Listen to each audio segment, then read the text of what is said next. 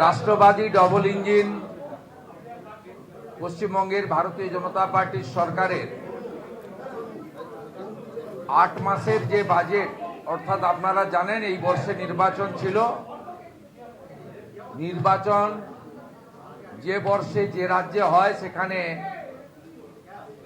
যেহেতু আমাদের সময়সীমাটা দুটো অর্থবর্ষের মধ্যেই ছিল, সেই কারণে বিগত সরকার ভোট অন অ্যাকাউন্ট পেশ করেছিলেন।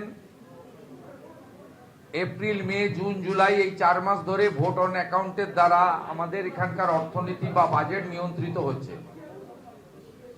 আমরা এবারে, যদিও আপনারা পূর্ণাঙ্গ বলছেন, কিন্তু আমি বলবো 8 মাসের বাজেট, কারণ আমরা 12 মাসের অর্থনৈতিক বাজেট পেশ করার সুযোগ আমরা পাইনি নিয়ম অনুযায়ী। 2026-27 অর্থবর্ষে আগামী 31 মার্চ 2027 পর্যন্ত এই বাজেট তার আজকে রাজ্য বিধানসভায় আমাদের রাজ্যের মাননীয় অর্থমন্ত্রী, কৃতি শিক্ষাবিদ ডক্টর স্বপন দাশগুপ্ত মহোদয় বক্তব্য পেশ করেছেন। আমার সাথে ডক্টর স্বপন দাশগুপ্ত আছেন এবং অর্থ দপ্তরের রাষ্ট্রমন্ত্রী, শিক্ষক, উত্তরবঙ্গের মুখ আনন্দময় বর্মন রয়েছেন। আপনাদের কাছে এই বাজেটে আপনারা ইতিমধ্যে যেহেতু সরাসরি আপনাদের শোনার এবং দেখার সুযোগ হয়েছে, মুদ্রিত বাজেটের বই বাংলা এবং ইংরেজি আকারে সকলকে দেওয়া হয়েছে, সব পয়েন্ট আপনারা জেনে গেছেন।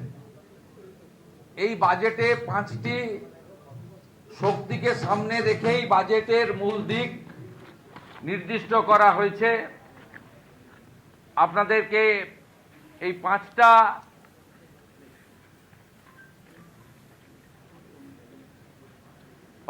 বিষয়কে সামনে রেখেই আমাদের মূল বিষয়টা মাননীয় অর্থমন্ত্রী পড়েছেন এবং এখানে মোট 4,38,000 এবং তারও কিছুটা বেশি কোটি টাকার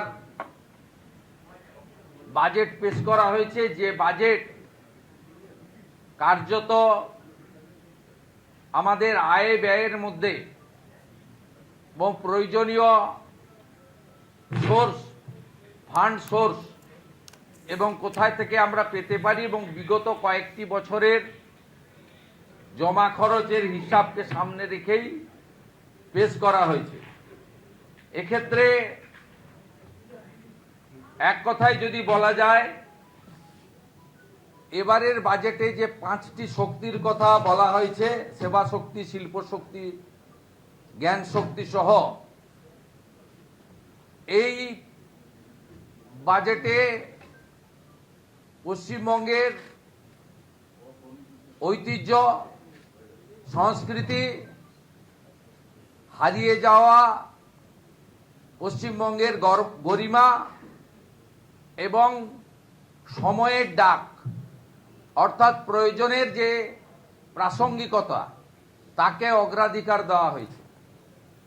আমি বাজেট বই না পড়েই মোটামুটি আপনাদের কাছে একটা আউটলাইন বলছি, কারণ প্রায় 90 মিনিটের বক্তব্য ইতিমধ্যে সমস্ত চ্যানেলে এবং সোশ্যাল মিডিয়া প্ল্যাটফর্মে প্রত্যেকে জেনে ফেলেছেন। আমাদের এই বাজেটে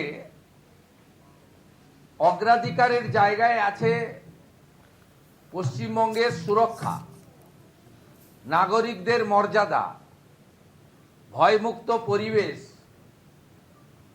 এবং আমাদের যে সংস্কৃতির পুনরুত্থান, সাথে কর্মসংস্থান